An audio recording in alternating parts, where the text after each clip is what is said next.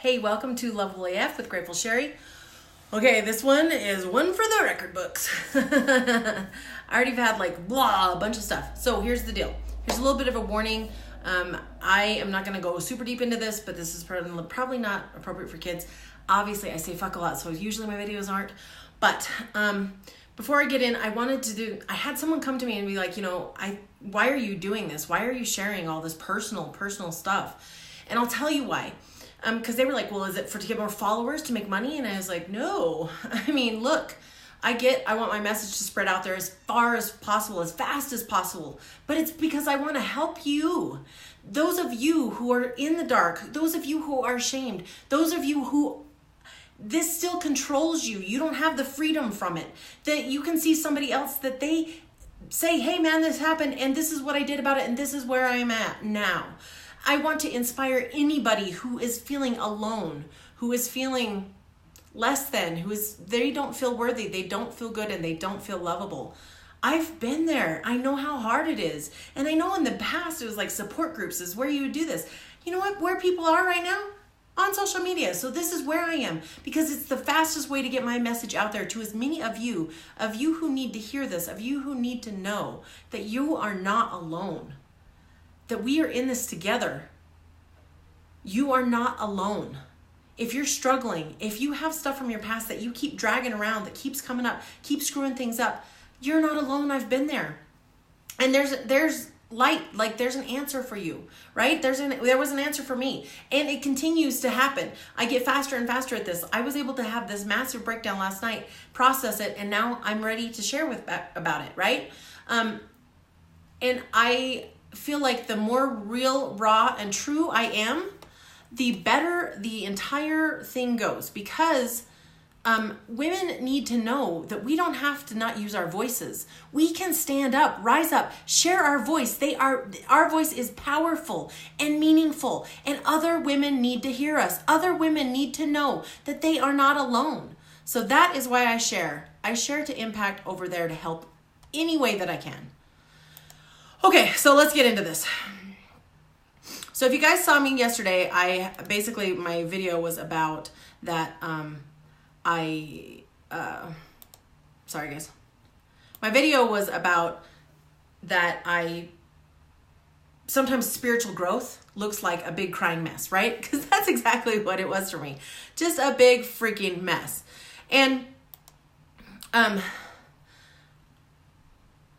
And that's okay, right? I used to think I was doing it wrong. And that's one of the reasons why I have wanted to share this kind of stuff. Because I thought I was doing it wrong. I thought other people must have some, line into this. They must be able to do this better than me. And that's not true. It really isn't. So, okay. Here we go. So how this started. All right, this started with money, all right? I've had a lot of breakthroughs with money, right? And success and connection and all these things. But how did I have them? It's because I took on being lovable. That was really the thing that mattered. I had to take that on because I was dragging all this stuff around with me. And so recently I was like, you know what? I'm ready to up level because I don't want to feel anxious around money anymore. I want to feel super abundant, right? Because amazing things have happened. I went from absolutely $60,000 in credit card debt and just so much stress and fear to being wow, I pay my bills. I get to travel. This is amazing. But I was like, you know what? I think there's another level. There's another level for me where I can just feel that safety and security. So I started taking it on. And as I took it on, the thing that I kept saying was this. I asked to see things differently. And, that I was ready for a new story. And so, boy, did I get hit, right? So it was something that came up for me so just a little bit of background.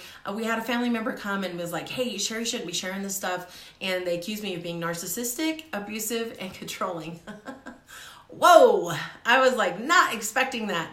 And so it caused a little bit of a rift, but really what it did is it helped Matt and I to get really clear on how we want to deal with this, because I'm going to keep sharing my message and people might still have problems with it and they might come to him and not me. And that's, we need to be prepared. So basically it was these requests back and forth. Well, Matt was kind of having a moment where he was struggling. He was talking to his coach and he said, oh yeah, I'm having this, this thing with this family member. But, it's Sherry and Sarah are really mad. And that it puts me in an awkward position. And immediately, okay, so this is why I'm sharing this with you. This is how you know that this is something that is in the past that is now controlling you in the future, right now, in the present, I mean, is you go from 0 to 10 like that. As soon as I heard that, I was so livid, I was so mad, and I was so hurt. And I was like, whoa. So after he got off the call with his coach, I was like, hey, you know, that really hurt me. And I said, and he's like, I don't even realize I said that. And I was like, well, it is. And he's like, man, I'm so sorry. That's not at all. I don't believe that at all. You know what I mean? And I was like, okay, cool. And I looked out the window and it was like a lightning struck me. It was like, holy crap. So what's happened in my life repeatedly is basically something happens where somebody comes at me and they're pretty, they say really mean things or really crappy things. And then what happens is I'm expected to be the bigger person and just be around them and be okay with it. And I've always been shocked by it. And I finally figured it out. It's a pattern all the way. It started when I was 7. And this is the part that's a little dicey, guys. And I'm not going to share a ton of it because I don't want to get it on you, right? But here's the thing. When I was younger, I was left with a burgeoning pedophile. I say burgeoning because I was able to kind of scare him off before it went too far. It was obviously still an assault, but it wasn't as bad as it could have been, let's say. And I was able to call somebody and they came to get me. But out of some poor choices by everybody and me saying that I wanted to go home. See, this is the thing. Even at 7, I felt like I had to take care of everybody, even when I was at my worst, right? Okay, so we ended up driving around looking for this 19-year-old pedophile. Me. And yeah, so he was 19 and everybody was worried about him. But obviously as an adult, I'm like, wait, I was 7. People should have been worried about me, right? And this is like horrifying shit, okay? And I'm not saying it's okay. I'm not saying that it's all right. But what I am saying is I have been dragging it everywhere around with me. And it's caused me to have certain beliefs. So this is the process, is when you notice that you go from 0 to 10 like that. And then I like immediately, my stomach hurt. I was on my throat. It was like, oh. And then once I saw the pattern, okay? So once you do that, start looking for the pattern because there's a pattern. It came from somewhere. You've been pulling it along with you. And the thing is you're pulling along the experience, but more importantly, you're pulling along the beliefs that you made up about yourself at that moment. And those beliefs are informing how successful you are, how successful your relationships are, how connected you are to your kids. They are informing your everyday, how happy you are, the entire thing. They inform everything, all right? So as I looked at the pattern, I talked it through. This is my process. I'm just sharing with you. I talked it through with Matt, actually, and then I got really clear on the stories that I used to tell, right? Well, if at 7 I wasn't worth caring about over a perpetrator, then I must not be worthy. I must not be, special. I must have some flaw, right? I must not be worth much to the people that love me. I have to do it all on my own. That was another one. I have to do it all on my own, because it was like, and I don't deserve care. I'm not worth protecting. So these are the stories that I have been pulling with me. They have been operating in the background for years and screwing shit up all the time. Because if you have these kinds of experiences, and listen, they don't have to be, they could be worse than mine, better than mine, and if you want to call it that, right? But the thing is it's the experience where you made the decision and started to believe something. And it can look any way. It doesn't. I know one person who literally they had a belief base that was messed up their whole life on them not getting a piece of gum. Okay? So it can be from small traumas to big traumas. But these are the places where we make decisions that affect our whole world. And then as we try to make money, it's like, or love, or whatever it is, it's like trying to run a race after you have broken your leg, your ankle, and your foot, and been blindfolded and collapsed a lung. You're gonna have a hard time running that race. However, if you get rid of all that stuff, you heal up that leg, you heal up the lung, and you take off the blindfold, you can run the shit out of that race, okay? So this is why I'm talking about this stuff. So my process, so we're clear, is if I notice I go 0 to 10, I start looking for the pattern. Once I look for the pattern, this is the hard part. You experience the emotions. And I did. I bawled like a baby. It was really awful. My body hurt, my head hurt. It was painful, like physically painful. But I've been dragging that around with me, and I needed to get it out. So I went ahead and I felt the emotions. Now, I don't feel the emotions forever. Like, I have to give myself a break. I get really clear, like, oh, I've got to have a break here, right? So after that, I did notice where I was feeling it in my body, just for future reference, all right? So I was feeling it in my throat, my stomach, and my head really bad. And then what I did is I actually did a video about that sometimes spiritual growth looks like whatever. That used to not be in my process. But honestly, I have found the more that I share like what works for me, the better I feel. Because if it can help anybody, if anybody knows that they're not alone, then that makes me feel better, right? Okay, so after I experienced that, I did take a break. And I did some stuff that was really healing and soothing. I laid on the couch and I watched American Funniest Home Videos with my family. I did some family time, and I just did some mindless things. And then this is what I did. And this is the key here, is I really got clear on the story that I've been telling, okay? And I already told you my beliefs, right? And then what the question is, right? So it's like, I don't deserve care. Like, that's one of the beliefs. So then I look at every single one of the beliefs. That one is like, is that true? And no, that's not true. Of course that's not true.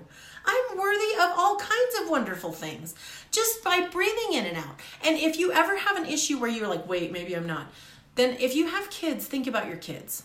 Are they worthy just for care, protection, love, great things because they breathe, because they're them? If you can say yes for them, you can say yes for you, because there's no difference. We all deserve that. There is no flaw in us that makes it so that we don't deserve protection, care, and love. We all deserve it. So is it true? No. Okay, so then what it is starting to look at the new story. So you can just free write some of this and just be like, what is it? Like what feels better, what feels truer? And for me, it's I am worthy of safety, care, and protection. I deserve support, love, and for my family to have my back, right? And I can rely on safe people to help me. So see, I'll take this all the way back to the money. You're like, well, you started this about money, and I did. But the reality is, if I believe that I have to do it all on my own, I am not going to be able to grow as fast as I need to do. I'm not going to be able to have a team. I'm not going to be able to create the momentum that I need to be able to make the biggest difference out there with anybody who's looking for my message, right? So I need to shift that. And so see, I wouldn't ever be able to get over that obstacle if I hadn't found this belief. And if I hadn't challenged the belief, and if I hadn't told a different story. And now that I know the different story, it's like, oh, of course.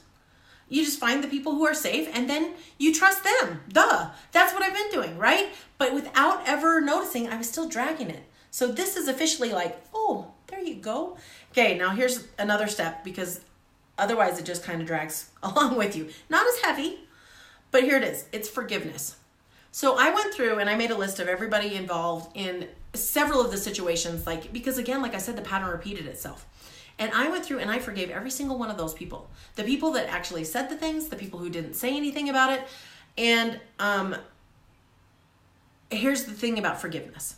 Forgiveness does not mean that you condone the action. Forgiveness does not mean that it was okay. It's a choice and it's a declaration. It's something that you say and you practice and you follow through.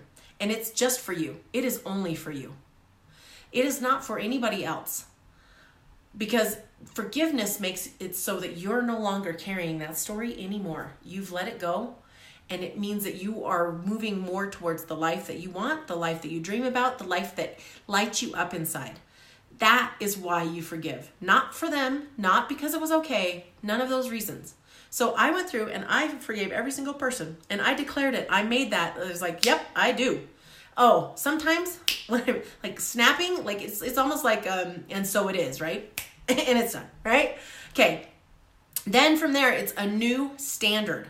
So what do I want? Like, what do I really want? Now, this is where you can get dicey. If you kind of like sell out on yourself, you can like create kind of half-assed stuff. No, what do you really, really want? Okay. So for me, right, I have my own back. This is my new standard.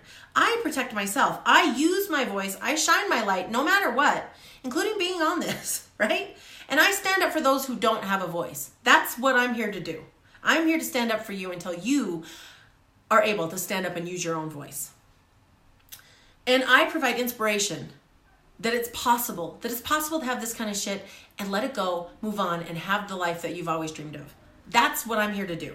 So I keep a clear set base for my son, and I protect him when needed. Okay? I obviously go to more the like other side. Like I have to pull myself back a little because stuff has to happen for him.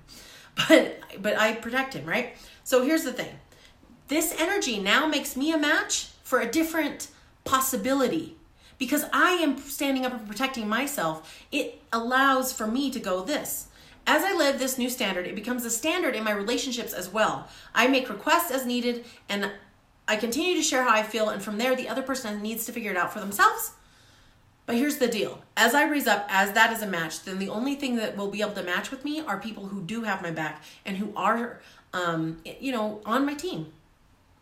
And people who are going to be more, any of that other, they will start to fall away. And for those of you, because I've been like, wait, I don't want anybody to fall away. Here's the best thing I can say. Keeping yourself little will never, ever help them. The only way that I have ever found is you just keep raising your standards and they will follow along.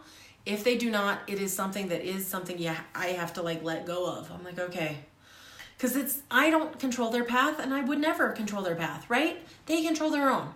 The best thing I can do is shine as bright as I can, and like, you know what? It's like if I have this big, bold light and we're walking into the darkness, as many people as can follow along, and they can start shining their lights, and then more people can join them until we are this big, like we create our own freaking daylight and we're walking, and more people will join us.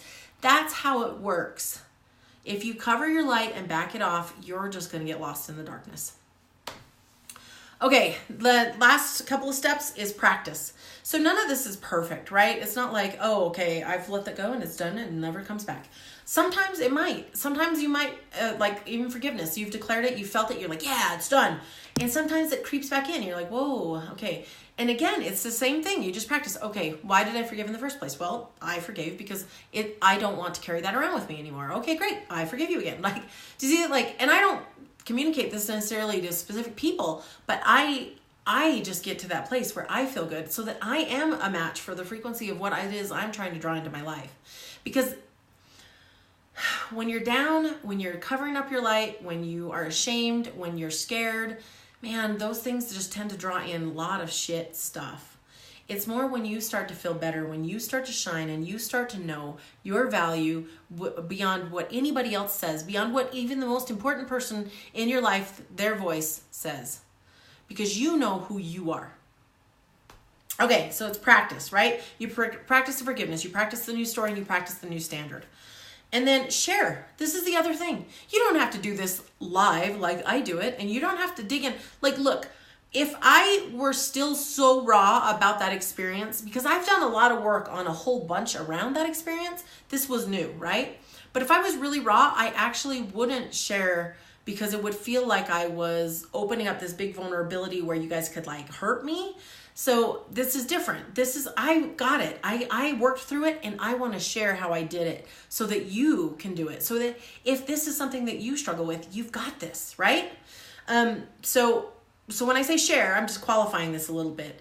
Maybe it's not even about that, but maybe it's just you share the good part, what you actually got, the new story you've created. You don't have to share it live, but you could share it with your family. You could share it with a friend, whatever it is. But it's like, it's that sharing, and it's sharing some of the struggle too.